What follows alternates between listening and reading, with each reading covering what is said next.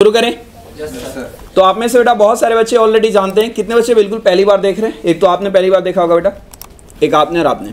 आप लोग का रिजल्ट अवेटेड है। सर मैंने भी इंटर ग्रुप 1 का दिया पेपर। कैसा पेपर गया था आपका? सर टैक्स के अलावा सारे सही गए। MCQ of law January time दिया था ना आपने? हाँ, अच्छा, एमसीक्यूज थोड़े हार्ड थे बट कर लिए थे। ओवरऑल ठीक गया था पेपर। आप लोग का क्या सीन है बेटा? रिजल्ट अवेटेड है क्या है? अभी कैसा पेपर कैसा गया बेटा? ओवरऑल आप लोग का पेपर कैसा गया है? सुनने में आया कि अकाउंट्स पेपर थोड़ा सा ट्रिकी था, थोड़ा लेंदी भी था और हार्ड भी था। सही सुनने में आया क्या? लेंदी था। अच्छा, बैलेंस शीट मैच नहीं हुई लेकिन हार्ड नहीं था, मतलब आंसर टफ थे, क्वेश्चन आसान था। बीच बीच में पॉइंट दे दिए थे घुमाने के लिए। ओके, लॉ का पेपर मैंने सुना है काफी आसान आया था। अच्छा, आसान आया था, लेकिन आप इसको लेके ज्यादा खुश मत होना। रीजनिंग की एग्जामिनर बेटा जो आपको मार्किंग पैटर्न देगा ना, वो मार्किंग पैटर्न बहुत हार्ड देगा। तो आप लोगों ने खुशी नहीं लेनी और दुखी भी नहीं होना, क्योंकि पेपर आसान था बेटा। अगर आप लोगों ने पॉइंट अच्छे से लिखा है तो कोई दिक्कत नहीं, वो लोग स्ट्रिक्ट चेकिंग करके भी क्या उखाड़ लेंगे, तो इसमें कोई दुख मनाने वाली बात नहीं है। मैथ्स का पेपर एवरेज था, ना टफ ना हार्ड, मतलब ना आसान। सही बोल रहा हूँ। और इको में बेटा जो मैक्रो वाला पोर्शन था थोड़ा सा टफ था। आई थिंक सो माइक्रो वाला पोर्शन बेटा लगभग ठीक था। क्या ये सही सुनने में आया है, या दोनों ही पोर्शन टफ थे, या दोनों ही आसान था? अच्छा, दोनों ही आसान थे, ठीक है। अब मेरी बात सुनो बेटा ध्यान से। हम लोग आज की क्लास की शुरुआत करते हैं बेटा फाइनली। और आज की क्लास आपके लिए आई थिंक सो ये पहली क्लास रखी गई है ना? सीए इंटरमीडिएट की बिल्कुल पहली क्लास है बेटा। अच्छा, तीसरी क्लास है। आपने कौन कौन सी क्लास ले रखी है? टैक्स हो गया है आपका, कॉस्टिंग आपकी हो गई है, और ये आपकी लॉ की क्लास रखी गई है। तो मेरी पहली क्लास है बेटा। तो इस क्लास का एक स्पेसिफिक पर्पस है। ध्यान रखिएगा बेटा, जब आप लोग अपनी इंटरमीडिएट की जर्नी की शुरुआत करते हो ना, वहां पे जरूरत होती है बहुत सारी बातें मुझे आपसे बात करने की। कुछ बातें हैं बेटा जो बिना शेयर किए सीए इंटरमीडिएट की जर्नी आप लोग मेरे साथ शुरू नहीं कर सकते। जो बच्चे रिजल्ट का वेट कर रहे हैं वो, या फिर आप लोग बेटा ऑलरेडी नया बैच जो लॉन्च हो रहा है उसमें आपके लिए तो बेटा रिजल्ट अवेट नहीं, आप तो कंफर्म हो कि इंटरमीडिएट में हो। तो आपने कहां से मतलब क्लास वगैरह लिया था या सेल्फ स्टडी की थी? क्लास किया था लक्ष्मी नगर के। आ जाओ बेटा। तो आपके लिए तो कंफर्म है कि आप इंटरमीडिएट के पार्ट हो, लेकिन आप लोगों के लिए बेटा थोड़ा सा एक डिलेमा सिचुएशन है। अब यहां पे ना इंटरमीडिएट की मैं क्लास की शुरुआत करूं बेटा, इसके पहले मुझे 3-4 चीजें आपसे डिस्कस करनी है, और उसके बाद हम अपनी सफर की शुरुआत करेंगे। कायदे से आज मैं बहुत ज्यादा टेक्निकल बातें आपसे करने के लिए नहीं आया। आज मैं आप लोगों को एक रोड मैप क्लियर करने के लिए आया हूं कि सर मेरे और आपके बीच का जो ये रिलेशन है ये चलेगा कैसे, हम किस तरीके से इंटरमीडिएट की क्लास की शुरुआत करेंगे। क्या इंटरमीडिएट फाउंडेशन ही है क्या सर? क्या फाउंडेशन को लेकर ही इंटरमीडिएट पास किया जा सकता है क्या सर? क्या फाउंडेशन में हम लोग जैसे थे वैसे ही इंटर में भी रहना है क्या सर? क्या इंटरमीडिएट फाउंडेशन के जितना ही आसान और छोटा सिलेबस है क्या सर? ये बहुत सारे मन में आपके सवाल आए होंगे, और अगर नहीं आए हैं तो ये मन में सवाल डाल लीजिए, और उसके बाद इंटर की शुरुआत की जाती है। तो आज की क्लास में ना मेनली बेटा मैं 3-4 काम करने के लिए आपके साथ आया हूं। सबसे पहले बेटा मैं आपको सिलेबस के बारे में बताऊंगा कि सर इंटरमीडिएट का सिलेबस आखिर है क्या। फिर दूसरे नंबर पे बात करूंगा कि intermediate what demands from you, आखिर इंटरमीडिएट आप लोगों से क्या चाहता है, और उसके बाद आप इंटरमीडिएट की क्लास की शुरुआत करिए। अगर बिना इन बातों को जाने हुए आप डायरेक्टली अगर इंटरमीडिएट की क्लास की शुरुआत करोगे ना, तो समझो बेटा कि तुम तालाब में उतर रहे हो जिसमें मगरमच्छ है, और आपने ये भी नहीं जाना है कि उसका मांद किधर है, वो कहां रहता है। तो इसीलिए बिना जाने तालाब में मगरमच्छ हो तो तालाब में उतरा नहीं जाता। सिमिलरली बेटा ये इंटरमीडिएट के साथ है कि जब तक आप इसको जाने नहीं, आप इसके कंटेंट को पढ़ना मत चालू करिए। तीसरे नंबर पे हम बात करेंगे सर स्ट्रैटेजी वगैरह की, सर किस तरीके का स्ट्रैटेजी रखते हुए हम लोग ये इंटरमीडिएट का नैया पार लगा सकते हैं। और उसके बाद एक फॉर्मेलिटी होती है जहां पर मैं अपने बारे में बताता हूं, तो इस क्लास में मैं अपने बारे में नहीं बताऊंगा। रीजन बिंग बेटा 99% बच्चा मुझे ऑलरेडी जानता है। आप लोग बेटा नहीं जानते हो, तो जो बच्चा नहीं जानता है 2-4 दिन आप मेरे से क्लास लोगे लॉ की, तो आप खुद ही जान जाओगे मैं कौन हूं। इंस्टीड ऑफ डेट अगर आपको बहुत जल्दी है जानने का, तो यूट्यूब पे या गूगल पे मेरा नाम डालना CS प्रकाश पांडे, आपको मेरे बारे में वहां से बहुत कुछ जानकारी मिल जाएगी। डन करें ना? तो ये फॉर्मेलिटी का पार्ट होता है, क्योंकि आप बहुत सारे बच्चे मेरे को ऑलरेडी जानते हैं, तो मैं अपने बारे में आपको नहीं बताऊंगा, मैं डायरेक्टली मुद्दे की शुरुआत करूंगा। और उसके बाद हम लोग आज ये डिसाइड कर लेंगे कि लॉ का कौन सा चैप्टर मुझे आपके साथ शुरू करना है। बस इतनी ही काम मुझे आपके साथ आज की क्लास में करनी है। मैं कोई बहुत टेक्निकल कोई चैप्टर्स एज सच कुछ कंटेंट बेटा मैं आपको नहीं पढ़ाने वाला हूं। आप लोग क्या करिएगा, अच्छा एक चीज और इंपॉर्टेंट कि सर जो बच्चा इंटर में आ गया है वो तो आ ही गया है, लेकिन जो बच्चा अभी फाउंडेशन का रिजल्ट दिया है, सर आप हमें एग्जाम देने के बाद ही क्यों बुला लिए हो, क्या कारण है इसका? सर मान लो कि आज हमने फाउंडेशन का एग्जाम दिया और हमने क्लास की शुरुआत कर दी, अभी तो हम इंटर में आए भी नहीं है, पता नहीं हम इंटर में आएंगे नहीं आएंगे। हो सकता है सर हम इंटर मींस फाउंडेशन पास कर जाएं, हो सकता है रुक जाएं, तो सर हम इंटरमीडिएट की आखिर क्यों क्लास की शुरुआत करें? मान लो सर अगर हम बीच में रुक जाए तो हमारा क्या होगा? ये सारी तमाम जानकारी बेटा मैं आपको आज यहाँ पे दे दूंगा ताकि आप ये पिक्चर क्लियर रखिए। फाउंडेशन का रिजल्ट पॉजिटिव आए या नेगेटिव आए, ये जो क्लास आप हमारे साथ करोगे ये 100% नहीं 110% आपके लिए फायदेमंद ही होगा, चाहे फाउंडेशन का रिजल्ट बेटा नेगेटिव क्यों नहीं आता। तो इसीलिए ये सब तमाम बातें मैं आपसे करूंगा। लेकिन आप लोग ये थ्रू आउट द क्लास जब रहोगे बेटा तो सबसे पहले आपको ये काम करना है कि आपको एक सेपरेट कॉपी मेंटेन कर लेनी है। मैं ये तो नहीं कहूंगा कि 4 अगर सब्जेक्ट्स हैं तो चारों सब्जेक्ट्स का आप अलग अलग कॉपी मेंटेन कर लो, मैं ये नहीं कहूंगा। लेकिन हाँ एक बात जरूर बोलूंगा कि आप एक प्रोफेशनल कॉपी ले लीजिए, लगभग मैं बोलूंगा 100-150 पेज का अच्छा कॉपी, और चारों सब्जेक्ट को डिवाइड करके उसमें पढ़ना चालू कर दीजिए। जब आपका रिजल्ट आएगा ऑफिशियली आप कॉपी मेंटेन करना और 100% वहां से अपनी शुरुआत करना। लेकिन ये मत करना कि कभी किसी कॉपी में क्लास ले लिया, कभी किसी कॉपी में क्लास ले लिया, क्योंकि जो क्लास आप लोगे वो आपके काम की क्लास होगी, वो टाइम पास नहीं होगी। क्या ये बात क्लियर है ना? अब आ जाइए बेटा, सबसे पहले हम लोग सिलेबस के बारे में एक बार बात कर लेते हैं। तो आ जाइए, कॉपी पेन निकालिए सारे बच्चे मेरे साथ और शुरू करिए आज का खेला। सबसे पहले मैं आप लोगों के साथ शुरू करता हूं सिलेबस ऑफ सीए इंटरमीडिएट 2025। नए साल की शुरुआत नई सफर से, नए साल का शुरुआत नई सफर से। सिलेबस ऑफ सीए इंटरमीडिएट 2025 आप सारे बच्चे जानते हैं 2 सब्जेक्ट है बेटा इसमें। एक आपका है लॉ, आपका एक है ग्रुप 1 और एक है आपका ग्रुप 2। ग्रुप 1 में आपको टोटल कितने पेपर पढ़ने बेटा? 3 और 3 बेटा, पहले 4 पढ़ना था अब 3 पढ़ना है। और ग्रुप 2 में भी आपको कितने पेपर पढ़ना है? 3। पहले बेटा आपके टोटल 8 पेपर हुआ करते थे, 4-4, लेकिन आपका सिलेबस चेंज हुआ और सिलेबस चेंज में इन लोगों ने बेटा 8 पेपर को कम करके इंटरमीडिएट में कितना कर दिया है? 6। सर सीए बनना आसान हो गया है क्या? तो आंसर इज नो, मुश्किल हो गया है। क्या हो गया है बोलो बेटा? तो आप बोलोगे अरे कैसी बात कर रहे हैं भाई, 8 पेपर को 6 कर दिया गया, आसान तो है? नहीं बेटा, पेपर 6 कर दिया गया, सिलेबस बढ़ा दिया गया है। तो आपको लगेगा कि ये 8 पेपर को ना कम करके 6 किया गया है, जबकि वो 6 में सिलेबस और बढ़ा दिया गया है, कम नहीं किया गया। क्या आप मेरी बात समझ रहे हो क्या? तो सुनो, तो मैं आप लोगों से बात कर रहा हूं केवल उस वाले पेपर की जो पेपर मैं आपके साथ टेक केयर करने वाला हूं। तो मैं आप लोगों के साथ सीए इंटरमीडिएट में 2 पेपर के साथ मिलूंगा बेटा। एक आपका पेपर होगा ग्रुप 1 का और एक आपका पेपर होगा बेटा ग्रुप 2 का। ग्रुप 1 में मैं आपके जिस पेपर के साथ मिलूंगा ना, उस पेपर का नाम होगा कॉर्पोरेट एंड अदर लॉज। उस पेपर का नाम होगा बेटा corporate and other laws. 100 marks का पेपर है ये। और ग्रुप 2 में मैं जिस पेपर के साथ मिलूंगा उस पेपर का नाम होगा बेटा ऑडिट एंड एथिक्स। पुराना नाम इसका ऑडिट एंड एश्योरेंस था, लेकिन सिलेबस का नाम चेंज कर दिया गया, पेपर का नाम भी बदल दिया गया।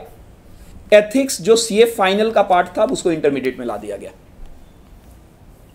तो ग्रुप 1 में मैं आप लोगों के साथ एक पेपर डिस्कस करूंगा corporate and other laws. Group 2 में एक पेपर मैं डिस्कस करूंगा ऑडिट एंड एथिक्स। ये भी पेपर 100 मार्क्स का पेपर है बेटा। ये सब चीज आपने नोट करना है। आगे सर ये कॉर्पोरेट एंड अदर लॉ का जो पेपर है ना, इंस्टीट्यूट ने इस पेपर को बेटा 2 पार्ट में बांटा है। 2 पार्ट में। ऑडिट एंड एथिक्स को एक भी पार्ट में नहीं बांटा। इस पूरे 100 नंबर में आपको टोटल 11 चैप्टर पढ़ने हैं बेटा। 11 टोटल 11 चैप्टर, और हर चैप्टर का वेटेज 8 से 10 नंबर का होता है बेटा ऑडिट में। याद रखिएगा, सीए इंटरमीडिएट का मोस्ट फेल्योर पेपर जानते हो कौन सा है? ऑडिट। अरे सर आप पढ़ाते हो तो इसलिए कह रहे हो? नहीं बेटा, मैं कॉर्पोरेट एंड अदर लॉ भी पढ़ाता हूं, लेकिन मैं नहीं कह रहा कि ये पेपर फेल्योर पेपर है। अगर आप लोगों को मेरी बातों पे यकीन ना हो तो आप ये बात कभी किसी सीनियर वगैरह से पूछिएगा, कोई आपका दोस्त वगैरह, कोई आपके भाई वगैरह, चाचा, पापा, एनीवन, कोई दोस्त अगर हो तो उनसे पूछना कि सीए इंटरमीडिएट में सबसे ज्यादा रोने वाला पेपर कौन सा है। वो आपको यही पेपर का नाम लेगा, ऑडिट एंड एथिक्स। इंटरव्यू जाके देखना बेटा यूट्यूब पे, जितने भी सीनियर और एआईआर वाले रैंकर्स हैं उनसे हमेशा बेटा इंटरव्यूअर एक ही सवाल पूछता है कि आपने ऑडिट की तैयारी कैसे की थी। ये सवाल सबसे पूछा जाता है। तो इसीलिए ये पेपर सबसे रुलाने वाला पेपर है। आप लोगों ने इस पेपर में कोई चिंता नहीं करना। This paper is my responsibility. और इस पेपर को कैसे निकाला जाता है बताऊंगा मैं। इस पेपर का पढ़ने का एक तरीका होता है। पेपर बहुत आसान है और मजेदार है। कोई आपको बेटा इसमें टफनेस फील नहीं होगी। जब पेपर आएगा तब बात करेंगे। इसका कोई डिवीजन नहीं है। टोटल 100 मार्क्स में आपको 11 चैप्टर पढ़ना है। लेकिन जो लॉ का पेपर है, इस पेपर को इंस्टीट्यूट ने बेटा 2 पार्ट में बांटा है। एक है पार्ट ए, और ये पार्ट ए बेटा 70 नंबर में है। और एक है बालक पार्ट बी, और ये पार्ट बी बालक 30 नंबर में है। पार्ट ए का नाम है कॉर्पोरेट लॉ, पार्ट ए का नाम है बेटा कॉर्पोरेट लॉ, और पार्ट बी का नाम है बेटा अदर लॉज। जानते हो बालक, इस अदर लॉ में ना आपको टोटल 3 चैप्टर पढ़ना है। 3 chapter is equal to 30 number, मतलब एक चैप्टर का वेटेज 10 नंबर का होता है। इसमें एक चैप्टर पढ़ना है बहुत प्यारा, जिसका नाम है interpretation of a statue, how to read a law, how to read a law, how to read a law. Sir इस चैप्टर की क्या इंपॉर्टेंस है, सुनते चलिए। इस चैप्टर की इंपॉर्टेंस बहुत है। मेरा मानना है कि यह चैप्टर बेटा बच्चों को फाउंडेशन में पढ़ाना चाहिए था। हमारे देश में कानून पढ़ना एक कला है। अनफॉर्चुनेट कुछ टीचरों ने बेटा इस कानून के किताबों को रद्दी बना के रख दिया है। बच्चों के मन में यह डाल दिया गया है कि कानून पढ़ना इंग्लिश पढ़ने के बराबर है। टीचर क्या करते हैं, हाथ में हाईलाइटर लेते हैं, किताब का पीडीएफ बेटा सामने शो करेंगे और बस येलो से हाईलाइट करना चालू कर देंगे। बच्चों के मन में यह आ जाता है कि law is a theory paper, और बच्चों के साथ साथ खुद का, टीचर का खुद का तो करियर खराब ही है, बच्चों की भी करियर खराब कर दिया जाता है। याद रखिएगा, कानून से ज्यादा प्रैक्टिकल पेपर कुछ हो ही नहीं सकता। आप लोग अकाउंट्स और अगर मैथ्स को प्रैक्टिकल मानते हो तो आप गलत हो। मैंने कितनी बार आपसे बोला है कि मैथ्स और अकाउंट्स को मैं प्रैक्टिकल कब मानूं? जो बच्चा कह रहा है अकाउंट्स प्रैक्टिकल है, मैं अगर आपको रिलायंस इंडस्ट्री की बैलेंस शीट दे दूं और मैं बोलूं बेटा इसको मैच कर दे, कर पाओगे क्या मैच? तो फिर प्रैक्टिकल किस बात का? अगर आप कह रहे हो कि मैथमेटिक्स प्रैक्टिकल है, मैं अगर आपसे बोलूं बेटा कि जहाज कितनी ऊंचाई पे उड़ रहा है, तू मेरे को नाप के दिखा दे ट्रिगोनोमेट्री के थ्रू, क्या तुम नाप दोगे क्या? नहीं। तो आपने क्या किया कि कैलकुलेशन को प्रैक्टिकल मान लिया, जबकि there is a difference between calculation and the practical paper. मैं अगर आपसे बोलूं लॉ प्रैक्टिकल है, तो हां बेटा बिल्कुल प्रैक्टिकल है। किसी के पेट में छुरा मार के देख, तुझे पता चल जाएगा कि बेटा मर्डर का केस क्या होता है। तो लॉ से ज्यादा प्रैक्टिकल कुछ हो ही नहीं सकता। इसको थियरी बना दिया गया है। This is a very practical paper जिसको एनालिसिस से पढ़ा जाता है। तो हमारे देश में इंग्लिश पढ़ना और कानून पढ़ने में अंतर होता है बेटा। अगर लॉ और इंग्लिश पढ़ने में अंतर नहीं होता तो लॉ पढ़ने के लिए एक लॉयर की क्या जरूरत थी? इंग्लिश वाली मैम आ जाती, हमसे ज्यादा तो इंग्लिश वो जानती हैं, और वो आपको अच्छा लॉ पढ़ा देती। तो reading law is different from reading English. मैं आपको यहां पर बहुत सारी ऐसी इंटरप्रिटेशन बता सकता हूं कानून का जो आपने सोचा भी नहीं होगा कि अच्छा लॉ को ऐसे भी पढ़ा जाता है क्या। बच्चा अगर ऐसा 1-2 एग्जांपल देके दिखाओ। मैं एक छोटा सा आपको एग्जांपल दे रहा हूं। आप लोगों ने, सारे बच्चों ने फाउंडेशन में एक कॉन्सेप्ट पढ़ा होगा होल्डिंग एंड सब्सिडरी कंपनी का। और याद रखिएगा, ये सारे मैं आपको एग्जांपल इसलिए नहीं दे रहा बेटा कि आप ये जानने की कोशिश करो कि मैं आपको ज्यादा अच्छे से पढ़ा सकता हूं। मैं आपको ये एग्जांपल इसलिए दे रहा हूं कि ताकि तुम ये समझो कि what is the difference between foundation law and the intermediate law, what is the difference between reading law and understanding law. ये डिफरेंस क्रिएट करने के लिए मैं आपको बता रहा हूं। तो आप लोगों ने फाउंडेशन में कॉन्सेप्ट पढ़ा होगा बेटा जिसका नाम है होल्डिंग एंड सब्सिडरी, पढ़ा है क्या? तो मैं आपके सामने की एक छोटा सा सवाल पूछ रहा हूं। एक कंपनी है बेटा एच लिमिटेड, जिस एच लिमिटेड ने 10% शेयर एक्वायर किया है और वो एक्वायर किया है एस लिमिटेड में। इस एच लिमिटेड की ऑलरेडी 51% होल्डिंग थी डब्ल्यू लिमिटेड में, जिस डब्ल्यू लिमिटेड ने इस एस लिमिटेड के बेटा 41% शेयर्स को एक्वायर किया है। दुख की बात यह था कि ये जो 10% एच लिमिटेड ने एक्वायर किया है एस में, यहां पर एक बंदा था मिस्टर राम, जिस मिस्टर राम ने एच को 2% शेयर्स एक्वायर करने के लिए पैसा दिया था। अर्थात इस 10% में 2% राम का है, जबकि 8% बेटा एच लिमिटेड खुद का है। नाउ सवाल रिमेन सेम। मेरा एक छोटा सा सवाल है कि is S limited is a subsidiary of W limited? क्या ये एस लिमिटेड डब्ल्यू लिमिटेड की सब्सिडरी है क्या? No sir. वेरी गुड, बहुत अच्छे। नहीं, मैं भी कह रहा हूं नहीं है। मेरा दूसरा सवाल, क्या ये एस लिमिटेड एच लिमिटेड की सब्सिडरी है क्या?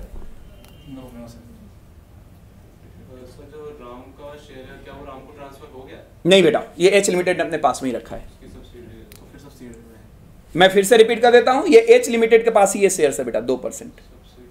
ये 2% शेयर्स जो है भले ही राम के नाम पे लिया गया, लेकिन है किसके पास? एच के पास। तो मैं सवाल पूछ रहा हूं आपसे दूसरा कि क्या S limited is a subsidiary of H limited? तो बेटा यहां पे अच्छा आंसर दो ही होगा, हां या ना। आधी क्लास हां बोल दे, आधी क्लास ना बोल दे, आंसर तो आ ही जाएगा।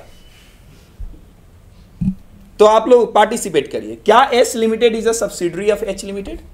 Yes or no? How many says yes? How many says no? How many says yes? Okay. How many says no? No. और कुछ बच्चे कह रहे हैं कि छोड़ना, तू बता दे क्या है ये। तो बेटा आपने देखा होगा ना कि मैंने एक छोटा सा सवाल क्या पूछा कि आप लोगों ने इसको लेकर अनकंफर्टेबनेस दिखाना चालू कर दिया, अनकंफर्टेबल। जबकि जब होल्डिंग एंड सब्सिडरी का आपने कॉन्सेप्ट पढ़ा होगा, आर यू 100% श्योर कि कोई टॉपिक हो मैं बता दूंगा। जबकि पिटारे से एकदम छोटी सी चाबी निकाली है मैंने। This is the difference between reading and law and understanding the law. ये फर्क होता है। और ऐसे में हर टॉपिक से, हर टॉपिक मैं आपको बेटा किसी भी टॉपिक से कुछ भी ऐसा सवाल पूछ दूंगा जो आपको लगेगा कि मुझे आता है लेकिन उसको आंसर नहीं कर पा रहा। तो बेटा law is not all about mugging, this is all about understanding. इसमें जितना ज्यादा, ये एक समंदर है जिसमें जितना ज्यादा गहराई में जाओगे कुछ ना कुछ मोती निकाल के आओगे। और जब आप इंटरव्यू देने जाओगे तो इंटरव्यू में बेटा याद रखिएगा आपका 90% सवाल लॉ से होता है। ऑल टुगेदर आप चार्टर्ड अकाउंटेंसी का जॉब लेने जाओगे 90% केवल और केवल 2 सब्जेक्ट से सवाल पूछे जाते हैं आपसे। पहला सवाल पूछा जाता है टैक्स और दूसरा सवाल पूछा जाता है लॉ। ये मैं नहीं, ये किसी भी इंटरव्यूअर से पूछिएगा आप लोग, मैक्सिमम 2 सब्जेक्ट से सवाल पूछे जाते हैं आपके ट्रेनिंग या जॉब को ज्वाइन करने के लिए। खैर, तो इन सब इंटरप्रिटेशन के लिए आपके बकायदा इंटरमीडिएट में एक चैप्टर डाल दिया गया है, जिस चैप्टर का नाम क्या है बोलो बेटा? Interpretation of statue. बहुत प्यारा चैप्टर है। How to read a law इस चैप्टर का दूसरा नाम है। 10 नंबर का वेटेज आपके एग्जाम में रखता है, 30 नंबर का पोर्शन है, अदर लॉ का पोर्शन है। एक चैप्टर है बेटा, पहले सीए फाइनल में था। अच्छा सर उसका आंसर तो दे दो। तो बेटा अगर मैं उसका आंसर दे दूं तो थोड़ी जल्दीबाजी होगी, मैं बता देता हूं कि उसका आंसर है बेटा कि S limited is not a subsidiary of H limited. आप बोलोगे क्या बात कर रहे हो सर, शेयर्स तो एच के पास ही है। हाँ बेटा शेयर्स एच के पास है। सर वोटिंग राइट कौन एक्सरसाइज करेगा? एच करेगा। सर डिविडेंड कौन लेगा? एच लेगा। बट फिर भी एच सब्सिडरी नहीं है। क्या रीजन है इसका? एमसीए का नोटिफिकेशन आया था कि किसी के बिहाफ पर शेयर अगर आप होल्ड कर रहे हो तो इसकी ऑनरशिप आपको ट्रीट नहीं की जाएगी। अभी बताऊंगा मैं आपको जब होल्डिंग सब्सिडी का केस चलेगा, तो डोंट वरी फॉर दैट। बंद कर दिया इसको। आगे सुनिए। पहले बेटा सीए फाइनल में एक चैप्टर हुआ करता था, फेमा 1999। इन लोगों ने नए सिलेबस में इस चैप्टर को सीए इंटरमीडिएट का पार्ट बना दिया है। इकलौता ऐसा चैप्टर है बेटा, जब सीए इंटरमीडिएट में आया बहुत सारे टीचरों ने लॉ पढ़ाना छोड़ दिया एक अटेम्प्ट के लिए, और वो दूसरे अटेम्प्ट से लॉ पढ़ाना चालू कर दिए बच्चों को। हमारे देश का सबसे टेक्निकल लॉ, कॉर्पोरेट लॉ की अगर बात की जाए तो सबसे टेक्निकल, जिसका नाम है फॉरेन एक्सचेंज मैनेजमेंट एक्ट 1999। ये बेसिकली कानून फॉरेन एक्सचेंज पे अप्लाई होता है। जब कोई एफडीआई आती है हमारे देश में, या देश का इन्वेस्टमेंट बाहर जाता है, पीआरआई इंडिया में आता है, इंडिया वाला बंदा पीआरओआई बन के बाहर जाता है, बहुत सारे current account transaction, capital account transactions, इस पूरे के पूरे चैप्टर में ऐसे ऐसे वर्ड यूज किया गया है, वर्ड्स जिसमें टीचर समझाने के बजाय बच्चों को यह बोल देते हैं कि बेटा इसको कीवर्ड्स के थ्रू याद कर ले। जैसे मैं आपको एक छोटा सा एग्जांपल दे रहा हूं, यहां पर वर्ड बोला गया है डिविडेंड बैलेंसिंग। अब ये वर्ड बेटा बताया जाता है बच्चों को कि बेटा ये तुम सीए फाइनल में पढ़ोगे, और घंटा सीए फाइनल में पढ़ना ही नहीं है, और आपको बोल दिया जाएगा कि तुम याद कर लो बेटा डिविडेंड बैलेंसिंग नाम का कुछ कॉन्सेप्ट होता है। But what is this dividend balancing? बहुत टेक्निकल लॉ है। ये भी तुम्हारे 12, अभी जो जनवरी अटेम्प्ट आया था, इस बच्चे ने एग्जाम दिया है बेटा, 12 नंबर का सवाल था इससे। अगर आप ध्यान दो तो एमसीक्यू था आपका 2, और एक 6 नंबर का बेटा ओवरसीज इन्वेस्टमेंट्स, और मस्त सवाल था। करंट अकाउंट ट्रांजैक्शन का डायरेक्ट क्वेश्चन था। तो याद रखिएगा चैप्टर से जब क्वेश्चन आता है ना, खून का आंसू रुला देता है, खून का आंसू। तो फेमा अच्छा खासा मजेदार कानून है बेटा, जो पढ़ने में भी मजा आएगा। इसके बाद एक फालतू का चैप्टर इन लोगों ने दे दिया है, मतलब पूरे लॉ में कबाड़ा अगर बनाना हो, इन हरामखोरों ने इस चैप्टर को डाल दिया है, जिसका नाम है जनरल क्लॉजेज एक्ट, जीसीए। तो ये मात्र 3 चैप्टर आपको अदर लॉ में पढ़ना है 30 नंबर में। चैप्टर का नाम रिपीट करो, इंटरप्रिटेशन ऑफ फॉरेन एक्सचेंज, और तीसरा जनरल क्लॉजेज एक्ट। ये मत पूछो बेटा, ये बहुत बेकार और फालतू है, ये सबसे लास्ट में कराता हूं मैं। इसमें क्या है, सिर्फ डेफिनेशन है। आपको कम से कम 65 से 70 डेफिनेशन याद करना है। कितना बोलो बेटा? 65 से 70। तुम चिंता मत करो, मैं सिर्फ तुमको 15 से 20 डेफिनेशन याद करवाऊंगा और क्वेश्चन वहीं से आएगा, जो 15-20 आप डेफिनेशन याद करोगे। आप बोलोगे सर अगर कहीं और से आ गया तो मैं बच्चों से बोल के जाता हूं कि बेटा सुन, जनरल क्लॉजेज एक्ट को तू रिस्क में रख। अगर मान ले कि क्वेश्चन कहीं से आ भी गया ना 3-4 नंबर का, लिव इट, छोड़ दे। क्योंकि बेटा अगर इस चैप्टर को आप याद करने बैठोगे ना, आपको रटना पड़ेगा, पूरे लॉ से आप हाथ धो बैठोगे। तो बताऊंगा, इस पेपर की तैयारी करने का अपना एक तरीका होता है और एग्जाम में क्वेश्चन भी आता है यहां से बेटा, 8 नंबर के आसपास का क्वेश्चन यहां से आता है आपके एग्जाम में, बताऊंगा मैं। अब आते हैं सबसे इंपॉर्टेंट वाला पार्ट, जो 70 नंबर की कवरेज है। इस 70 नंबर में बेटा, इस 70 नंबर में आपके सिलेबस को मोटा मोटी 3 चैप्टर में बांटा जा सकता है। आप बोलोगे बस 70 नंबर 3 चैप्टर, मजा है सर, 3 और 3 6, मस्त, 2 महीने में सिलेबस खत्म। ये ले बेटा, मैं पहला चैप्टर का नाम दे रहा हूं कंपनीज एक्ट 2013। और बेटा कंपनीज एक्ट 2013 में सेक्शन नंबर 1 से लेके सेक्शन नंबर 148 तुम्हारे सिलेबस में, और ये अपने आप में ही बेटा 11 चैप्टर लेकर आता है। कितना बोलो बेटा? 11। दूसरा चैप्टर है कंपनी इनकॉर्पोरेटेड आउटसाइड इंडिया। दूसरा चैप्टर है कंपनी इनकॉर्पोरेटेड आउटसाइड इंडिया, कि सर अगर हम इंडिया के बंदे हैं, हम चाहते हैं रसिया में जाके कंपनी खोलना। आप बोलोगे सर रसिया क्यों आपके ध्यान में आया? क्योंकि भारत का एक अच्छा रिलेशन है बेटा रसिया से। तो कैसे खोलोगे मैं वो सिखाऊंगा आपको। और तीसरा चैप्टर वाहियात, बेकार, पता नहीं क्यों डाल दिया गया, याद है तुम्हें? LLP 2008, limited liability partnership. Sir foundation वाला है क्या? हाँ, बस 2-3 कॉन्सेप्ट नया है, सिर्फ 2-3, जैसे winding up of the LLP, ये सब कुछ कॉन्सेप्ट है। रजिस्टर्ड ऑफिस क्लॉज, ये थोड़ा सा नया है। Yes, rights and liability of the partner, ये थोड़ा बहुत नया है। This is your whole syllabus of CA intermediate. This is your syllabus. Sir इस पूरे सिलेबस को कंप्लीट कराने में ओवरऑल टाइम क्या लगता है? फ्रेंकली स्पीकिंग सिलेबस को कंप्लीट कराने का 2 तरीका होता है बेटा। एक होता है सिलेबस कंप्लीट करा दिया, और एक होता है बच्चों को पढ़ाते हुए सिलेबस कंप्लीट कराया। दोनों में डिफरेंस है बेटा। वाकई अगर इस सिलेबस को पढ़ते हुए कंप्लीट करोगे, this syllabus takes 6 to 6.5 month. ये पढ़ते हुए कंप्लीट कराने का है, वाकई जेन्युइनली ये सिलेबस इतने का है बेटा। लेकिन हमारी मजबूरी होती है कि बच्चा एग्जाम भी तो देना होता है। जैसे इस बच्चे का बेटा एग्जाम होगा मई में, ये बालक एग्जाम देगा, मई टारगेट कर रहे हैं, सितंबर टारगेट कर रहे हैं। अब जनवरी से इसने ज्वाइन किया, तो फरवरी, मार्च, अप्रैल, मई, जून, ज्यादा से ज्यादा जुलाई, क्योंकि बेटा इसको अगस्त अपने पास में रखना होगा रिवीजन करने के लिए। तो इसको हम लोग ना बेटा जुलाई के 2nd वीक में कंप्लीट कर देंगे, मतलब बाहर भेज देंगे, क्योंकि इंटरमीडिएट 1 महीना पहले बच्चों को फ्री होना है। जैसे हमारा जो बच्चा मई में हमारे पास आया है एग्जाम के लिए, मई, उसका बेटा फरवरी में ही हम लोग सिलेबस कंप्लीट करा देंगे। दिस अपकमिंग फरवरी, मार्च, अप्रैल में लगभग 2 महीने के आसपास रिवीजन का टाइम बचेगा। बस इसी कारण से बेटा आप लोगों को यहां पर बुलाया गया है। CA is all about time management. जो बच्चा आज से हमारे साथ अपनी क्लास की शुरुआत कर रहा है, जब आपका रिजल्ट आएगा ना, आप लोग 15 to 20% सिलेबस अपना कंप्लीट कर चुके होंगे।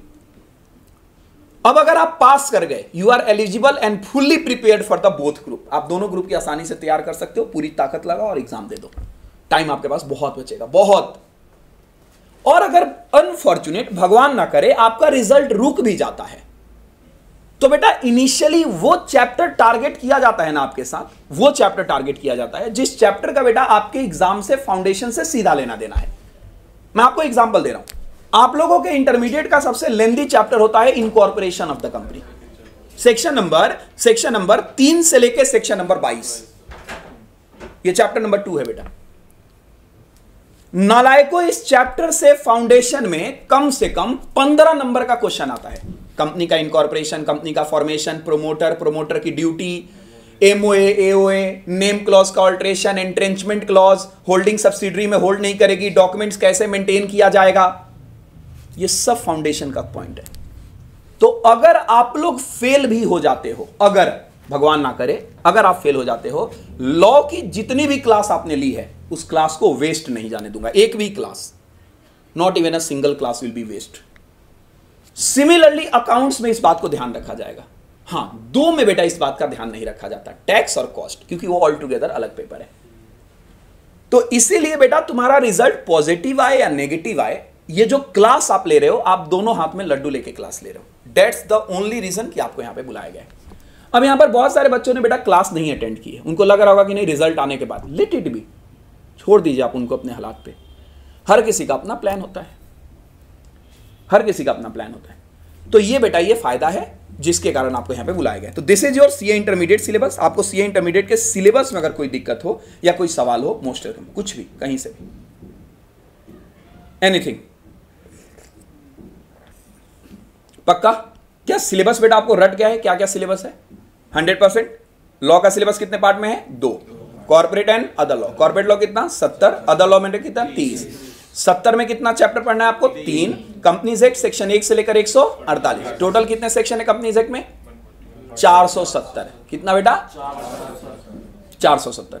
दूसरा एलएलपी एक्ट। तीसरा बेटा कंपनी इनकॉर्पोरेटेड आउटसाइड।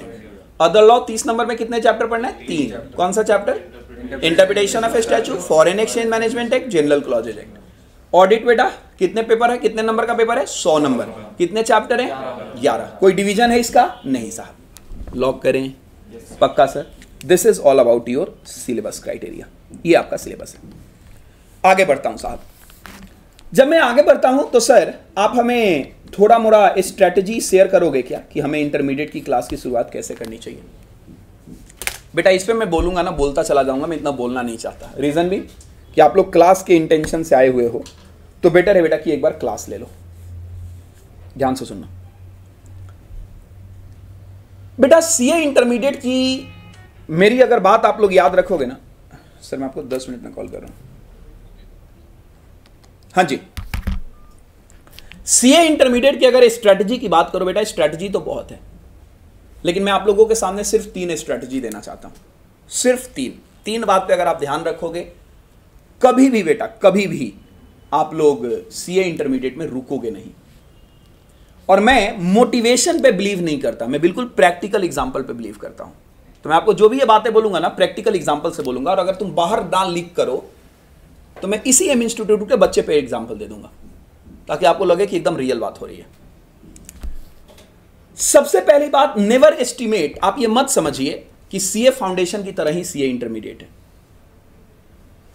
बेटा सीए इंटरमीडिएट रिक्वायर्स एटलीस्ट 3 और 4 times more effort than CA foundation. याद रखिएगा, मैंने बेटा कम से कम 500-600 बच्चों को ऐसे देखा होगा जो 12th का ब्रिलियंट स्टूडेंट बन के आता है। 90% का रिजल्ट, 95% का रिजल्ट। मेरी एक स्टूडेंट है मंतशा, 99% रिजल्ट था बेटा उसका 2021 में। मैंने अपने फाउंडेशन के बैच में शेयर भी किया होगा। 99% सीए इंटरमीडिएट नहीं निकला उससे, जबकि फाउंडेशन में 382 नंबर थे बेटा, first time in the history of the ICI. Intermediate नहीं निकला, अभी वो दे रही है सेकंड ग्रुप, अभी मई में देगी। और मैंने कम से कम 100 बच्चों को ऐसे देखा है जो बच्चा पढ़ने में गोबर है, गोबर, बिहार से, उत्तराखंड से, यूपी से, हरियाणा से आ रहा है, जिसको प्रॉपर इंग्लिश भी लिखने नहीं आती। वो बच्चा आया, एक अटेम्प्ट में फाउंडेशन, एक अटेम्प्ट में इंटरमीडिएट निकाल गया, एक अटेम्प्ट में। तो अगर आपको यह लगता है ना बेटा कि मैं पढ़ने में तेज हूं तो मैं इंटर निकाल लूंगा, तो आप गलत हो। आप पढ़ने में कैसे भी हो तो आप इंटरमीडिएट निकाल लोगे, अगर आप स्ट्रेटजी तरीके से पढ़ोगे तो सबसे पहले बेटा आप लोग ना एफर्ट एंड डेडिकेशन, इसमें कोई कमी मत करना। दूसरा सबसे बड़ा पंगा होता है बेटा रेगुलरिटी का।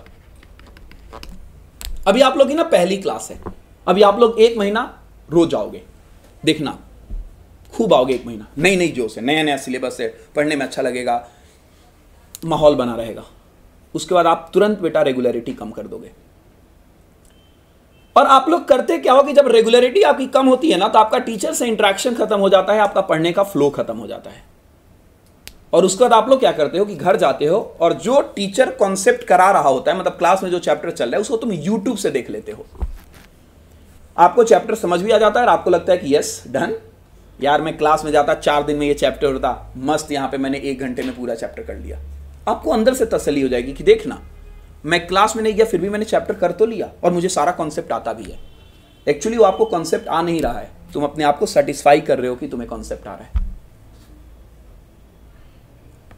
तो बेटा इस रेगुलरिटी को मत ब्रेक करिएगा। मैं आपको एक प्यारा एग्जांपल दे रहा हूं। इसी एम इंस्टीट्यूट की एक स्टूडेंट है बेटा, अभी भी पढ़ रही है, प्राची। कितने लोग जानते हैं उसको? नहीं जानते हो? अभी वेट कर रही है बेटा, आप लोगों की क्लास छोड़ूंगा, उन्हीं की क्लास चालू होगी। उसने मेरे से जब क्लास की शुरुआत की है, उसका बस अंतिम होने वाला है, फरवरी में बेटा खत्म हो जाएगा। आई थिंक सो कि अदर देन जेन्युइन रीजन 1 या 2 मैक्सिमम ऐसा क्लास हुआ होगा जिसमें उसने ऑफ लिया होगा। 1 या 2 कंटिन्यू 99.99% उसने क्लास को अपना कंटिन्यू रखा है। वैसे बेटा सारे बच्चे पढ़ने में तेज हैं उसके बैच के, सारे बच्चे, और सारे बच्चे एग्जाम निकाल भी लेंगे, लेकिन मैं डंके की चोट पे बोल दूंगा कि वो बच्ची एग्जाम निकाल लेगी सी इंटर की। मैं आपको बोलता हूं रिजल्ट आने तो देख लेना तुम। सर आपने टेस्ट के मार्क्स वगैरह देखे हैं? नहीं बेटा मैंने नहीं देखे। मैं केवल ये बोल देता हूं कि बच्ची एग्जाम निकाल लेगी, जबकि उससे भी ज्यादा तेज उसी बैच में पढ़ने वाले बच्चे हैं। लेकिन मैं बाकी बच्चों पे चैलेंज नहीं लगा रहा। हालांकि बच्चे बेटा सभी पढ़ने में ठीक है, सब निकाल लेंगे एग्जाम, लेकिन मैं इसको गारंटी दे रहा हूं कि बालक एग्जाम निकाल लेगी ड्यू टू रेगुलरिटी। रेगुलरिटी बहुत बड़ी चीज है। तो पहला बेटा एफर्ट और डेडिकेशन कम मत करो, दूसरा रेगुलरिटी, और तीसरा बेटा कि क्लास में हमेशा ह्यूमर मेंटेन करने की आप मत सोचिए। See this is not a Kapil Sharma show कि ताली हमेशा बजती रहेगी। थ्रू आउट एजुकेशन आपको कुछ कॉन्सेप्ट ऐसा देखने को मिलेगा जो बोरिंग होगा, कुछ कॉन्सेप्ट ऐसा देखने को मिलेगा जो इंटरेस्टिंग होगा, and you have to teach, you have to read all the concept on the parallel basis. जो बोरिंग है उसको भी आप उतने ही एफर्ट से पढ़िए जितना इंटरेस्टिंग को आप पढ़ रहे थे, because this is education, this is not a Kapil Sharma show. तो मैं ये कहना चाहता हूं कि आपका जो कॉन्सेंट्रेशन है ना वो हमेशा बाज की तरह होना चाहिए। तो इसीलिए बेटा कॉन्सेंट्रेशन एंड बार बार मैं बोलता हूं रिवीजन करते रहिए। खत्म। इस 3 के अलावा बेटा कोई और थंब रूल नहीं है सी इंटरमीडिएट निकालने का। आप अपनी सर पीट दो, कितना भी कुछ पता कर लो, कंक्लूजन बेटा इन्हीं 3 पे आएगी। क्लास में कराए गए कॉन्सेप्ट को बार बार आप रीड करिए, बार बार आप रिवाइज करिए, बार बार रीड, बार बार रिवाइज। मुझे लॉ उल्टी गिनती में याद है बेटा, उल्टी गिनती। आप बोलोगे तो सेक्शन नंबर 1 से लेकर 470 तक बोलते चला जाऊंगा कि ये सेक्शन में ये लिखा है, ये सेक्शन में ये लिखा है, ये सेक्शन में ये लिखा है। आप बोलोगे तो उल्टी गिनती भी चालू कर दूंगा, सर मैं 100, 99, 98, 97, 96 ऐसे भी शुरू कर दूंगा। तुम बोलोगे 7 का टेबल गिन दूंगा कि 7 में ये लिखा है तो 14 में ये लिखा है, 21 में ये लिखा है, 28 में ये लिखा है। क्यों याद है मुझे? क्या कारण है इसका याद होने का? क्या मेरे ऊपर कोई अलग से आशीर्वाद है? आशीर्वाद नहीं है, मैंने इतने बार उस पेपर को रिवाइज किया है कि वो पेपर मुझे रट गया है। Revision is only the sole idea जिसके थ्रू तुम सब्जेक्ट को बेटा रिटेन करते हो। आप लोगों को प्रैक्टिकल पेपर में आपने देखा होगा कि कॉन्सेप्ट सारा आपको याद रहता है। क्यों? क्योंकि आप उसके प्रैक्टिकल क्वेश्चन को सॉल्व करते हो बार बार। थियरी पेपर आपको याद नहीं रहता। रीजन बीइंग कि आप थियरी को बेटा कभी पढ़ते नहीं, आप ये सोचते हो कि लास्ट टाइम में मैं इसको याद कर लूंगा। जबकि आप प्रैक्टिकल क्वेश्चन जब सॉल्व कर रहे थे, जब प्रैक्टिकल क्वेश्चन की आप प्रैक्टिस करते हो तो थियरी को भी तो रिवाइज करना चाहिए ना।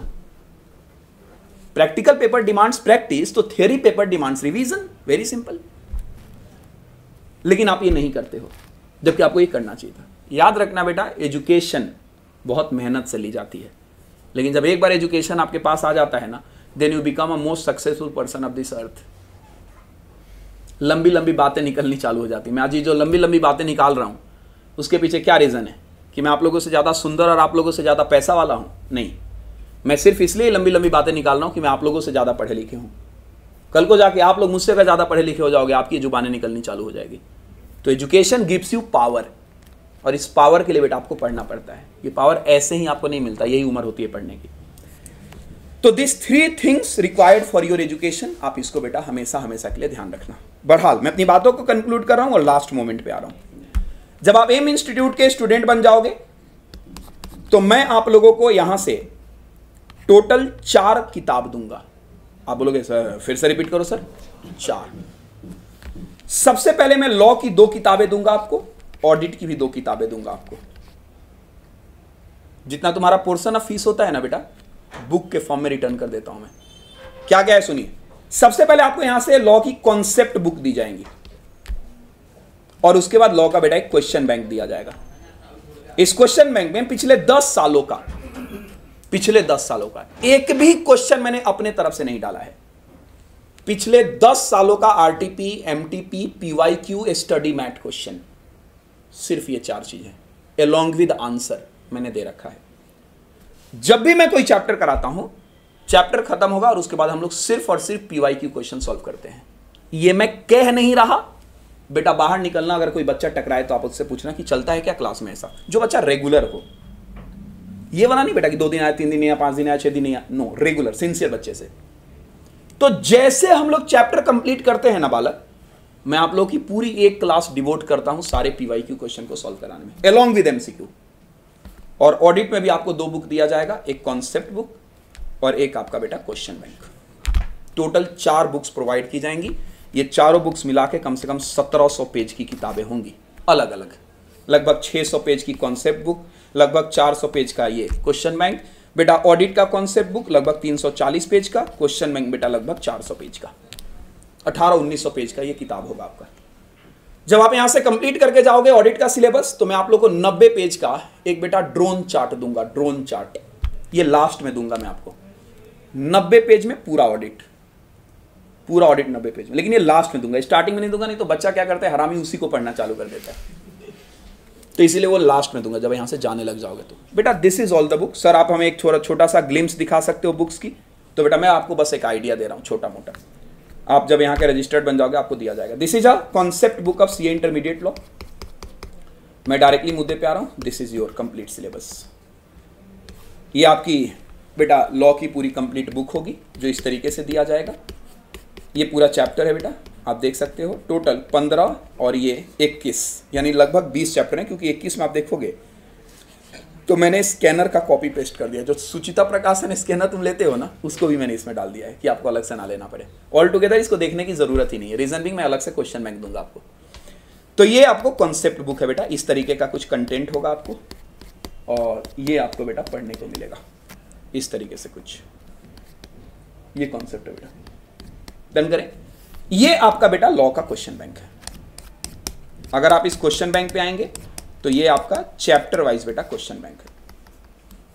चैप्टर वाइज हर चैप्टर का आपको क्वेश्चन बैंक दिखेगा, और मैं आपको रैंडम बेसिस पे दिखाता हूं। जितने क्वेश्चन आएंगे ना सब जेन्युइन क्वेश्चन होंगे। जैसे क्वेश्चन नंबर 2 आरटीपी में 23 का है, और आगे चलता हूं। कोई भी क्वेश्चन आ जाए, नवंबर 2019 का क्वेश्चन है, कहीं भी जाके रुक जाए, कहीं भी जाके रुके। जैसे यहां पे आके रुका, ये लो क्वेश्चन नंबर 7 एमटीपी का है। कहीं भी ये जाके पेज रुकेगा, कहीं भी जेन्युइन क्वेश्चन आएगा। मई 2022 का क्वेश्चन है। तो पिछले 10 साल का आपके आरटीपी, एमटीपी और पीवाईक्यू और study mat along with MCQ आपको प्रोवाइड किया जाएगा बेटा। दिस इज अ कंटेंट जो मेरे तरफ से प्रोवाइड किया जाएगा। आप में से कुछ बच्चे बेटा मेरे से इको भी पढ़े हुए हैं, और आप में से बहुत सारे बच्चे बेटा लॉ भी पढ़ोगे। There is a difference between जमीन एंड आसमान ऑफ दिस सब्जेक्ट। क्या ये बात क्लियर है बेटा? This is the whole process जो आपको प्रोवाइड किया जाएगा। बट क्योंकि आप लोग आए हो बेटा, वो आए हो पहली क्लास के लिए, तो पहली क्लास का श्री गणेश तो कर ही देना चाहिए, हाँ है ना? तो मैं भी आप लोगों के साथ आज की क्लास का श्री गणेश कर देता हूं, लेकिन कंटेंट बेटा एज सच कुछ टेक्निकल में आपको नहीं बताऊंगा, लेकिन हाँ श्री गणेश कर देते हैं। आप लोग के सिलेबस का सबसे पहला चैप्टर, जिस चैप्टर का नाम है इनकॉर्पोरेशन ऑफ कंपनी, लेंदी भी चैप्टर है, और बच्चों को सबसे पहले यही चैप्टर पढ़ाया जाता है, क्योंकि ये चैप्टर बेसिक में काउंट होता है। क्या होता है बोलो? बेसिक में। जिस बच्चे को ये नहीं पता कंपनी का इनकॉर्पोरेशन कैसे होगा, एमओए एओए का अल्टरेशन कैसे होगा, नाम कैसे होंगी, होल्डिंग सब्सिडी का क्या रिलेशन है, डॉक्यूमेंट कैसे कंपनी के पास फाइल किया जाएगा, जब तक ये सब बातें नहीं पता होंगी आप कंपनी लॉ के कुछ टेक्निकल बातों को समझ नहीं पाओगे। तो सीए इंटरमीडिएट की शुरुआत सबसे पहले जिस चैप्टर से किया जाता है, उस चैप्टर का नाम क्या है बोलो बेटा? Incorporation of company. क्या नाम है? मैं श्री गणेश कर देता हूं आपके साथ इस चैप्टर का। Should I move further? आ जाओ साहब, कॉपी पेन निकालिए, हेडिंग डालिएगा। हेडिंग डालो बेटा।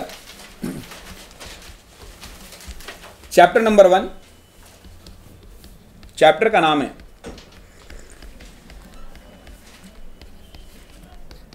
इनकॉर्पोरेशन ऑफ कंपनी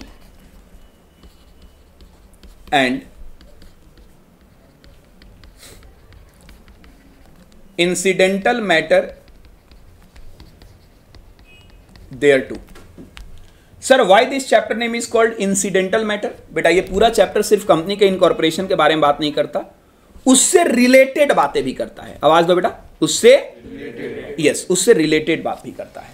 इंसिडेंटल मतलब होता है बेटा उससे रिलेटेड। जैसे इस पूरे चैप्टर में मैं आपको बताऊंगा एमओए, एओए, कंपनी का बाइंडिंग, रजिस्टर्ड ऑफिस, ध्यान से सुनो बेटा, रजिस्टर्ड ऑफिस। उसके बाद मैं आपको बताऊंगा कमेंसमेंट ऑफ बिजनेस, की कंपनी बिजनेस कैसे कमेंस करेगी। फिर मैं आपको बताऊंगा कंपनी अपना नाम कैसे बदलेगी, कंपनी अपना ऑब्जेक्ट कैसे बदलेगी। मेरा एक सवाल है आपसे कि बेटा एमओए, एओए, नाम बदलना, ऑब्जेक्ट बदलना, क्या ये कंपनी का इनकॉर्पोरेशन है? ना, उससे रिलेटेड मैटर है। क्या है बोला बोला? That's why this chapter name is called as incorporation of company and क्या, इंसिडेंटल मैटर देयर टू। मतलब उस इनकॉर्पोरेशन से रिलेटेड जितनी बातें हैं वो भी आपको इसी चैप्टर में पढ़ना है। जब भी कंपनी लॉ की कोई चैप्टर बेटा शुरू किया जाता है, अपने आप से हमेशा 3 सवाल पूछा जाता है। कितने सवाल? 3। और उसके बाद ही बेटा चैप्टर की शुरुआत की जाती है। बिना इस 3 सवाल को जाने हैं अगर आप चैप्टर शुरू करोगे तो बेटा याद रखिएगा वो अपने आप से धोखा होगा। सबसे पहला, सर आप जो चैप्टर हमें करा रहे हो उसमें सेक्शन कौन सा यूज होगा? दूसरी बात, सर क्या उस चैप्टर को लेकर सेंट्रल गवर्नमेंट ने कोई रूल बनाया है? और तीसरी बात, इस चैप्टर में फॉर्म नंबर कौन सा होगा? किसी भी चैप्टर को शुरू करने से पहले बेटा ये 3 सवाल अपने आप से पूछा जाता है। 3 सवाल, सेक्शन कौन सा होगा, दूसरा बेटा रूल्स, और तीसरा क्या बोलो बालक, फॉर्म। पूरी कंपनीज एक्ट 2013 में 470 सेक्शन है बेटा, लेकिन उसके सेक्शन नंबर 3 से लेकर सेक्शन नंबर 22 ये इनकॉर्पोरेशन की बात करता है। इस पूरे चैप्टर को लेकर सेंट्रल गवर्नमेंट ने एक रूल भी बनाया है बेटा जिसका नाम है कंपनी इनकॉर्पोरेशन रूल 2014। और इस पूरे चैप्टर में आपको जितना फॉर्म नंबर मैं पढ़ाऊंगा ना बेटा उसका नाम है आईएनसी। आप बोलोगे सर हमने फाउंडेशन में भी इनकॉर्पोरेशन पढ़ा है लेकिन हमें तो फॉर्म नंबर कुछ और बताया गया था, स्पाइस बताया गया था। क्या? Spice form, simplified pro forma for incorporation of company electronically. तो एक्चुअली बेटा वो भी आपको डिटेल में नहीं बताया गया। अगर आप डिटेल जाओगे तो स्पाइस का नाम बेटा आईएनसी 32 है। कितने बच्चे जानते हैं कि स्पाइस का नाम आईएनसी 32 है? तो फॉर्म वो आईएनसी 32 ही है, नाम उसका स्पाइस है। क्या ये बात क्लियर है? क्या नाम क्या है बेटा उसका? स्पाइस। तो ये है बेटा। सर ये फॉर्म क्या है? ये फॉर्म बेटा हर चैप्टर में आपको पढ़ने को मिलेगा। ये वो फॉर्म है जो हमें टाइम टू टाइम आरओसी के पास फाइल करना पड़ता है। क्या करना पड़ता है बेटा आरओसी के पास? जब हमारे देश में कंपनीज एक्ट 1956 था तो वहां पर बेटा फॉर्म नंबर याद करने में बच्चों को बहुत तकलीफ हुआ करती थी। फॉर्म नंबर 1, 2, 3, 9, 10, 100, 200 इस तरीके के फॉर्म नंबर थे। लेकिन जब कंपनीज एक्ट 2013 आया तो उसने काम आसान कर दिया। उसने क्या किया कि उसने चैप्टर के नाम पे फॉर्म का नाम रख दिया। जैसे मैं आपको इनकॉर्पोरेशन चैप्टर करा रहा हूं, फॉर्म नंबर है आईएनसी। जब मैं आपको शेयर कैपिटल चैप्टर कराऊंगा, फॉर्म का नाम होगा एसएच, शेयर होल्डर। जब मैं आपको बुक्स ऑफ अकाउंट्स चैप्टर कराऊंगा, फॉर्म नंबर का नाम होगा एओसी, अकाउंट्स ऑफ कंपनी। जब मैं आपको ऑडिट चैप्टर कराऊंगा, फॉर्म का नाम होगा एडीटी। जब मैं आपको prospectus and allotment of security कराऊंगा, फॉर्म का नाम होगा पास, PAS, prospectus and allotment of security. तो इन्होंने काम आसान कर दिया। फॉर्म का नाम याद करना बच्चों के लिए क्या हो गया बोलो बेटा, थोड़ा सा आसान। तो this is your whole pattern. ये जो चैप्टर नंबर 1 है, चैप्टर का नाम क्या है बोलो बेटा सारे बच्चे? Incorporation of company and incidental matter there. दूसरा बेटा, दूसरा बोलेंगे सेक्शन क्या है? 3 से लेकर 22। रूल नंबर क्या है बेटा? Company incorporation rule 2014। और तीसरा बेटा फॉर्म नंबर क्या है? आईएनसी। अच्छा, आपके मन में एक सवाल और भी आ रहा होगा कि सर ये सेक्शन और इस रूल में क्या फर्क है? कितने बच्चों के मन में सवाल आ रही है कि सर सेक्शन और रूल में क्या फर्क है? तो बेटा सुन लीजिए, ये सेक्शन बनाती है पार्लियामेंट। कौन बनाता है? और बेटा ये रूल्स बनाती है मिनिस्ट्री ऑफ कॉर्पोरेट अफेयर्स। और इन दोनों के द्वारा बनाए गए जो कानून होते हैं ना, उनको मिलाकर कहा जाता है लॉ। क्या कहा जाता है? लॉ। तो अगर मैं बोलूं कंपनी लॉ, तो कंपनी लॉ में सेक्शन भी आता है, रूल्स भी आते हैं। याद रखिएगा, कोई भी काम कैसे, ध्यान रखना, कोई भी काम करना है मतलब क्या करना है ये सेक्शन बताएगा, कैसे करना है ये रूल बताएगा। जैसे हमारे देश में कोई भी कंपनी नहीं बनेगी जब तक डायरेक्टर नहीं होंगे। नाउ डायरेक्टर कैसे आएंगे ये रूल में लिखा है, लेकिन डायरेक्टर चाहिए ये सेक्शन में लिखा है। कोई भी डायरेक्टर नहीं बनेगा जब तक उसके पास डिन नंबर नहीं होगा, डायरेक्टर आइडेंटिफिकेशन नंबर, ये सेक्शन कहता है। लेकिन डिन नंबर कैसे मिलेगा ये रूल कहता है। तो रूल में प्रोसीजर दी गई है, जबकि बेटा सेक्शन में कंप्लायंस दिए गए हैं। क्या करना है सेक्शन, कैसे करना है रूल्स। आप मेरी बात समझ रहे हो? तो कंपनी इनकॉर्पोरेट होगी, ये सेक्शन कहेगा। किसके पास होगी? सेक्शन कहेगा। लेकिन कैसे होगी, ये रूल कहेगा। Should I move further? Yes no? आ जाओ बेटा। तो फाइनली शुरू करते हैं सबसे पहला टॉपिक ऑफ दिस चैप्टर, और इस चैप्टर का बेटा सबसे पहला टॉपिक है स्टेजेस ऑफ, सबसे पहला टॉपिक है बेटा stages of formation of company in India. Stages of formation of company in India. Sir हमारे देश में कंपनी के फॉर्मेशन के कितने स्टेज होते हैं? तो ध्यान रखिएगा बेटा, हमारे देश में कंपनी के फॉर्मेशन के टोटल 4 स्टेज होते हैं। 4 आप लोग लिखते चलिए, जब जरूरत आएगी मैं खुद आपको रुकवा दूंगा। हमारे देश में कंपनी फॉर्मेशन के टोटल बेटा 4 स्टेज होते हैं। सबसे पहले कंपनी का प्रमोशन होता है, प्रमोशन ऑफ कंपनी। फिर उसके बाद दूसरा होता है बेटा incorporation of company.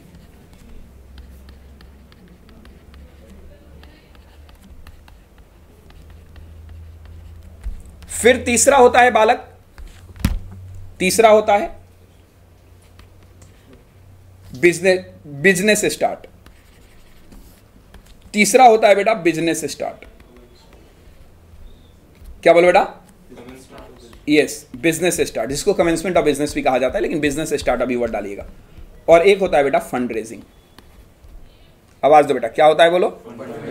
Yes, fund raising.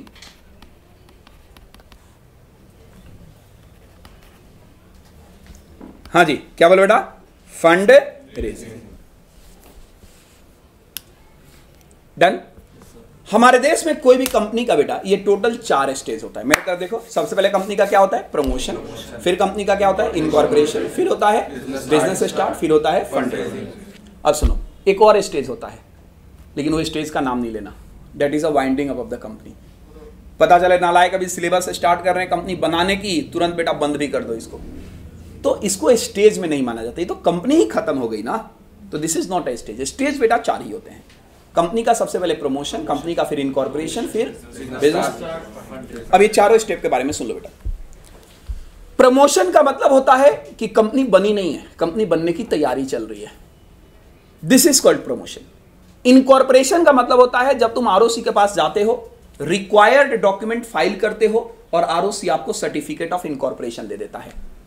तो जब आपके हाथ में सर्टिफिकेट ऑफ इनकॉर्पोरेशन आ जाएगा ना, दिस इज कॉल्ड इनकॉर्पोरेशन। लेकिन याद रखिएगा, प्रमोशन में कंपनी का इनकॉर्पोरेशन नहीं होता, इनकॉर्पोरेशन की तैयारी चलती है। बच्चा कह रहे ये क्या बात हुई सर, तैयारी किस बात का? क्या हम नहाते धोते हैं आरओसी के पास जाने के लिए, वो है प्रमोशन? नो, कंपनी बनाने के पीछे बहुत सारे प्रोसेस होते हैं बेटा। मान के चलो एम इंस्टीट्यूट जब बनाया गया होगा, तो इसका मतलब क्या आप समझते हो कि रुचि मैम सुबह उठी होंगी और जाके आरओसी के पास जाके रजिस्टर्ड करा दी होंगी? नो, सबसे पहले बेटा कंपनी का एक ढांचा तैयार हुआ होगा, स्ट्रक्चर, प्लेस लिया गया होगा, जगह रजिस्टर्ड ऑफिस ली गई होंगी, नाम डिसाइड किया गया होगा, नाम को रिजर्व करवाया गया होगा। ध्यान से सुनते चलिएगा बेटा। उसके बाद बहुत सारे इंफ्रास्ट्रक्चर तैयार किए गए होंगे, स्टाफ की हायरिंग हुई होगी, और यह सब ढांचा तैयार हो जाने के बाद कंपनी का एडवर्टीजमेंट कराया गया होगा ब्रांड बिल्डिंग क्रिएट करने के लिए, और उसके बाद आरओसी के पास जाके इसका इनकॉर्पोरेशन हुआ होगा। तो आरओसी के इनकॉर्पोरेशन के पहले ये जितने भी ड्रामे किए गए हैं, इसको कहा जाता है प्रमोशन ऑफ द कंपनी। क्या कहा जाता है? मैं एक नया एलएलपी बनाने वाला हूं, बस नेम रिजर्व आज ही किया है मैंने सुबह, ज्ञान मिस्टिकल के नाम पे। क्या बोलो बेटा? मैं आपको बताऊंगा प्रैक्टिकल कैसे कंपनी इनकॉर्पोरेट होती है। 2 कंपनी का मैंने इनकॉर्पोरेशन, एलएलपी के 2 नाम मैंने प्रपोज किए हैं आरओसी के पास, एक एड्यू यात्रा और एक ज्ञान मिस्टिकल।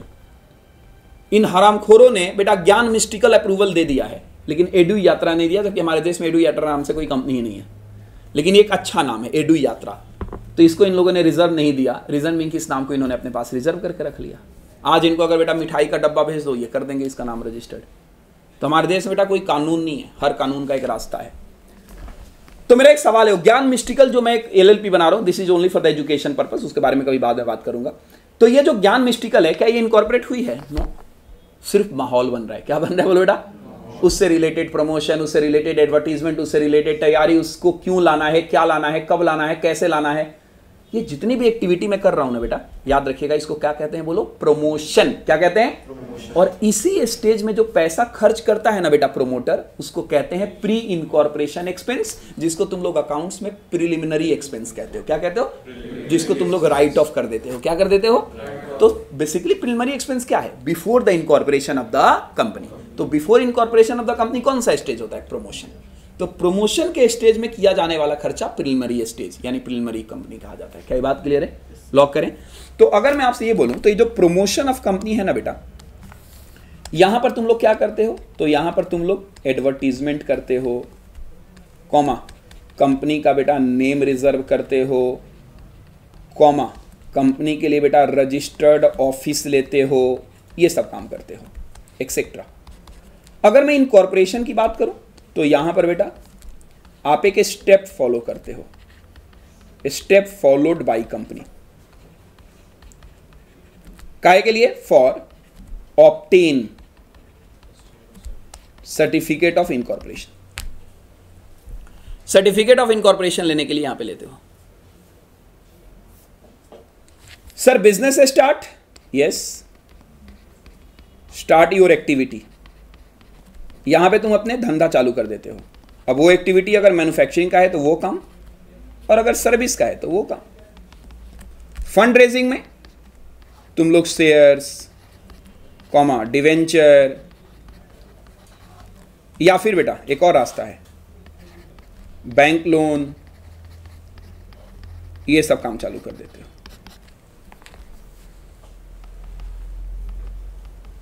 ये सब काम चालू कर देते हो।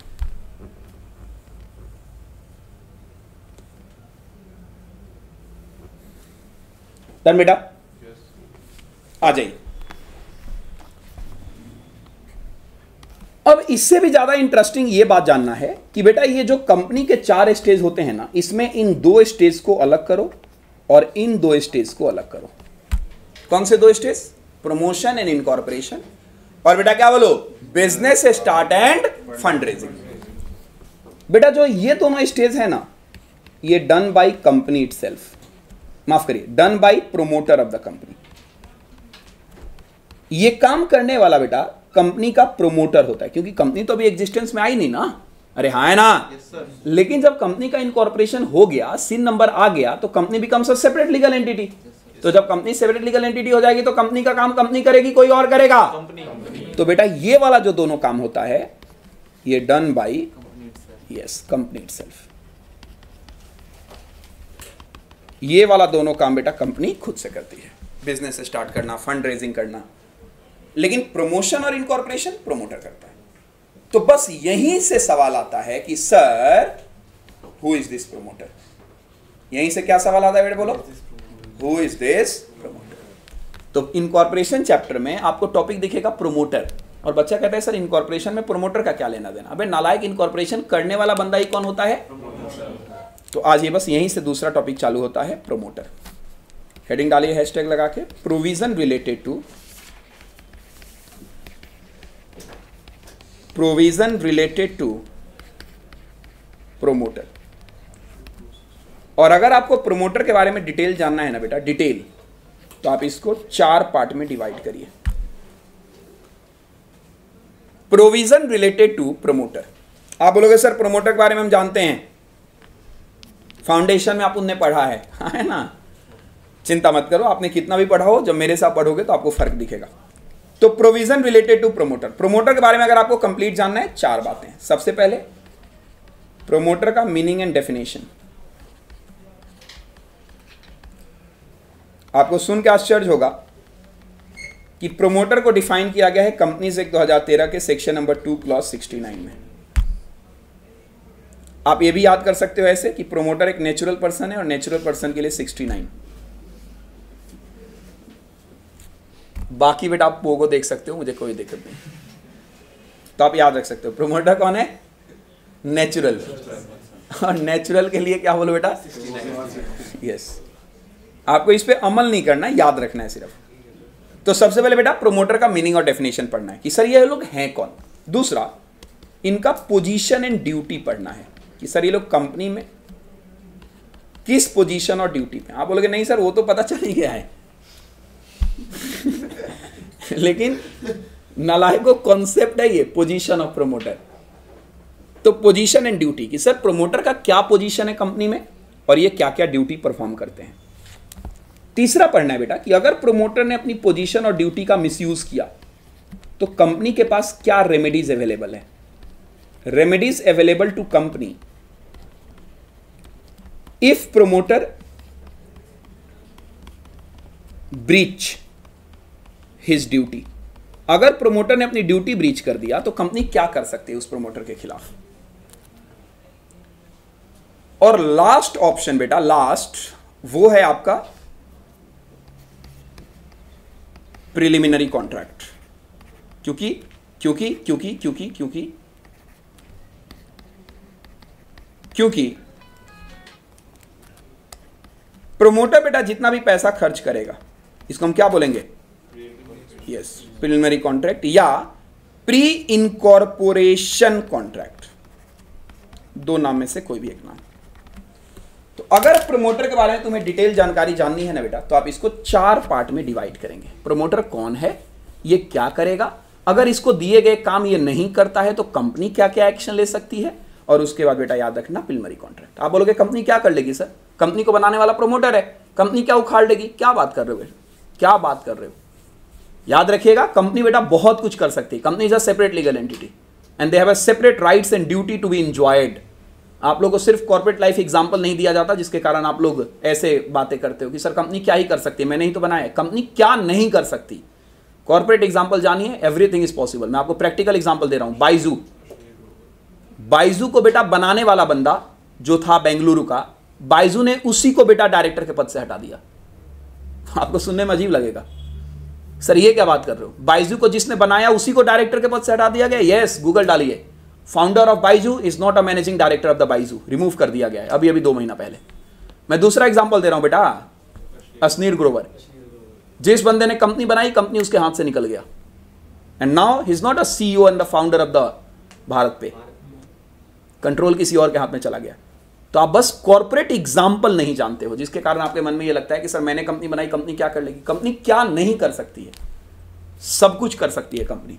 तो ये सब मैं आपको बताऊंगा रेमेडीज में, लेकिन समय की बेटा यहां पर हो जाती है क्या बोलो, समाप्ति। मैं मिलता हूं आप लोगों के साथ नेक्स्ट क्लास में जहां पर मैं बात करूंगा, इस पूरे कॉन्सेप्ट को आगे लेके चलूंगा कि प्रमोटर के बारे में पूरी डिटेल जानकारी। आज के लिए सिर्फ इतना। Thank you so much, God bless you.